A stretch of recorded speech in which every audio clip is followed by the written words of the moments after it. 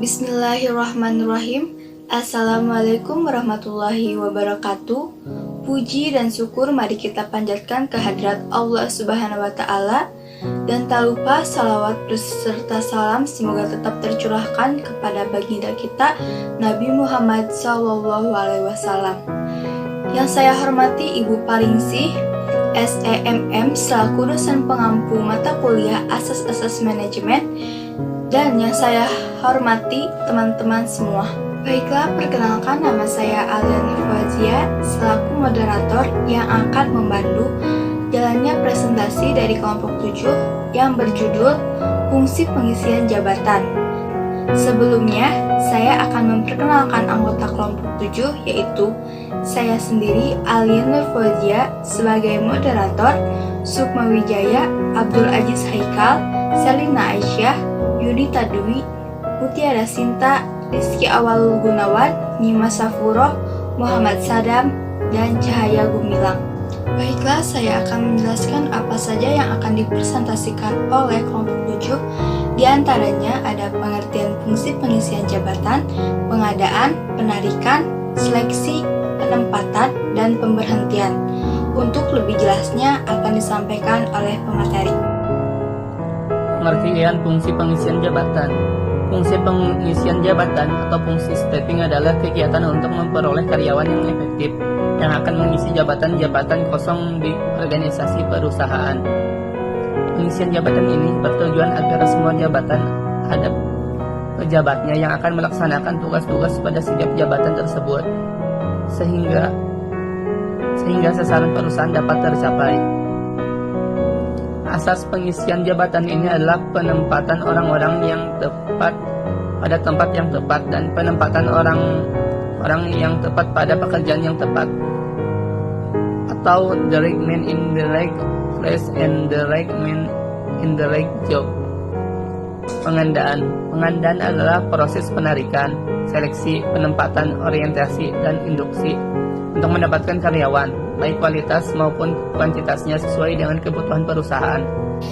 Analisis jabatan adalah menganalisis pekerjaan-pekerjaan apa saja yang harus dilakukan pada suatu jabatan, mengapa pekerjaan itu dilakukan, dan bagaimana cara melakukannya. Hasil analisis jabatan ini adalah uraian-uraian pekerjaan dan spesifikasi pekerjaan. Uraian pekerjaan adalah uraian mengenai tugas dan tanggung jawab seseorang pejabat pada suatu jabatannya atau apa hak dan kewajibannya.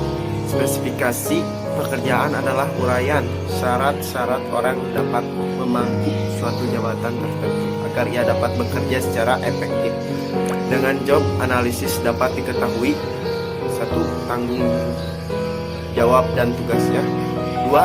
Syarat dan tenaga kerja, 3. Jumlah karyawan, 4. Dasar dan prosedur seleksi yang dilakukan, 5. Sumber-sumber tenaga kerja dan cara penarikannya. Lalu ada penarikan. Penarikan adalah kegiatan mencari dan mempengaruhi tenaga kerja agar mau melamar lowongan pekerjaan yang masih kosong di perusahaan. Sumber karyawan. Sumber karyawan itu sumber daya manusia sama dengan sumber tenaga kerja, dikenal atas sumber internal dan sumber eksternal. Lalu, penarikan ini ada sumber internal dan eksternal. Sumber internal adalah karyawan yang akan mengisi lowongan jabatan yang lowong, ditarik dari karyawan yang telah ada dalam perusahaan. Penarikan dilakukan dengan cara mutasi atau transfer, baik sifatnya vertikal atau promosi, demosi, maupun horizontal atau rotasi. Demosi yaitu mutasi dengan cara penurunan pangkat atau jabatan seseorang karyawan. Promosi adalah mutasi dengan kenaikan pangkat atau jabatan seseorang, sehingga authority dan responsibility-nya semakin besar, biasanya diikuti dengan kenaikan pendapatan. Adapun dasar-dasar promosi yaitu 1. Senioritas, yaitu promosi yang didasarkan pada lamanya pengalaman kerja seseorang karyawan. 2. Ability atau kecakapan, yaitu promosi yang didasarkan atas kecakapan seseorang yang kecakapannya lebih baik mendapat prioritas pertama untuk dipromosikan. Ketiga, ada kombinasi senioritas dan ability. adalah promosi yang dilakukan berdasarkan lamanya masa kerja dan tingkat pendidikan formal melalui ujian kenaikan golongan. Adapun mutasi horizontal atau rotasi adalah pemindahan seseorang karyawan dari suatu jabatan ke jabatan lainnya, tetapi pangkatnya tetap, hanya pekerjaannya yang berbeda. 2. Sumber eksternal. Untuk mengisi lowongan jabatan yang kosong, ditarik orang-orang dari luar perusahaan, yaitu ada lembaga pendidikan, kantor penempatan tenaga kerja, pusat tenaga kerja, dan yang terakhir nepotisme atau kawan-kawan karyawan. Seleksi adalah suatu kegiatan pemilihan dan penentuan pelamar yang diterima atau yang ditolak untuk menjadi karyawan perusahaan itu. Dasar seleksi adalah job specification dari perusahaan bersangkutan. Metode seleksi ada dua, yaitu metode non-ilmiah dan metode ilmiah. Metode non-ilmiah adalah seleksi yang dilaksanakan tidak didasarkan kepada kriteria, standar, atau spesifikasi kebutuhan nyata pekerjaan atau jabatan, tetapi hanya didasarkan kepada perkiraan dan pengalaman saja. Sedangkan metode ilmiah adalah seleksi yang didasarkan kepada ilmu pengetahuan dan kebutuhan nyata jabatan yang akan diisi, serta berpedoman kepada kriteria, spesifikasi, dan standar-standar tertentu. Tidak lulus pada suatu testing, maka ia tidak boleh mengikuti testing berikutnya, dan pelamar tersebut dinyatakan gugur. 2. Compensatory approach. Sistem seleksi yang dilakukan di mana peserta mengikuti seluruh testing, kemudian dihitung nilai rata-rata hasil tesnya apakah mencapai standar atau tidak. Tingkat-tingkat seleksi. 1. Seleksi tingkat pertama adalah seleksi yang dilakukan menurut prosedur yang telah ditetapkan perusahaan bersangkutan, dan jika lulus maka pelamar dinyatakan diterima dengan status karyawan, percobaan atau calon pegawai. 2. Seleksi tingkat kedua adalah seleksi yang dilakukan selama masa percobaan dengan cara mengamati dan menilai mental, perilaku, kedisiplinan, dan kemampuan nyata calon karyawan dalam menyelesaikan tugas-tugasnya. 3. Seleksi tingkat ketiga adalah seleksi dengan mengikuti prajabatan atau pelatihan.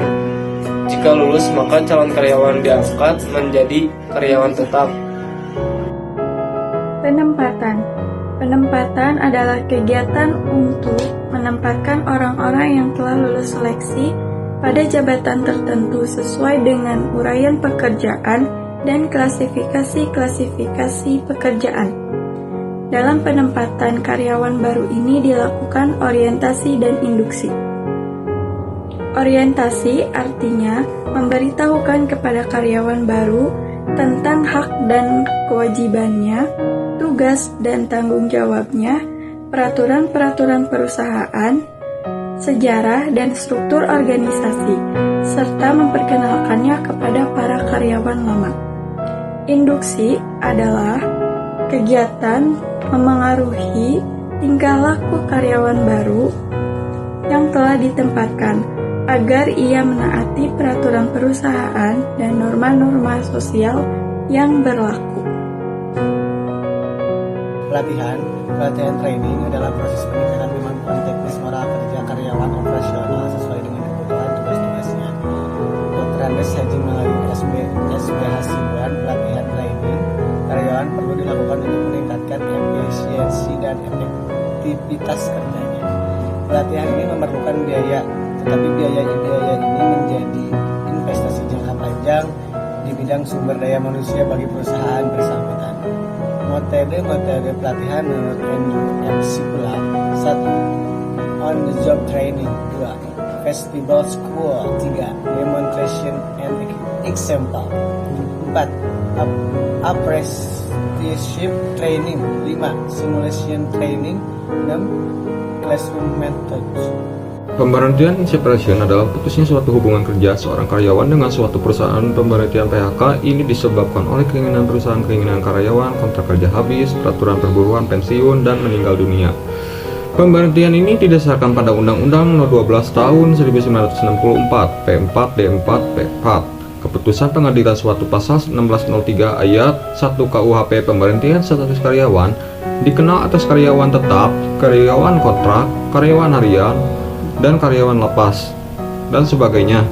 Pemberhentian ini juga atas keinginan perusahaan terhadap karyawan tetap ataupun karyawan kontrak, tetapi harus sesuai UUD Nomor 12 Tahun 1964 keputusan pengadilan. Dari pasal 1603 ayat 1 KUHP bahwa khususnya besar pesangon diberikan perusahaannya terhadap karyawannya. Baik teman-teman dan Ibu Paringsi, presentasi dari kelompok 7 sudah sampai pada bagian akhir. Harapan kami setelah teman-teman melihat presentasi kami, semoga bisa memahami materi dengan baik dan semoga bermanfaat. Saya juga mengucapkan terima kasih kepada teman-teman yang telah menyimak dan mendengarkan. Sekian dari kelompok kami. Mohon maaf bila ada kesalahan. Wabillahi taufiq wal hidayah. Wassalamualaikum warahmatullahi wabarakatuh.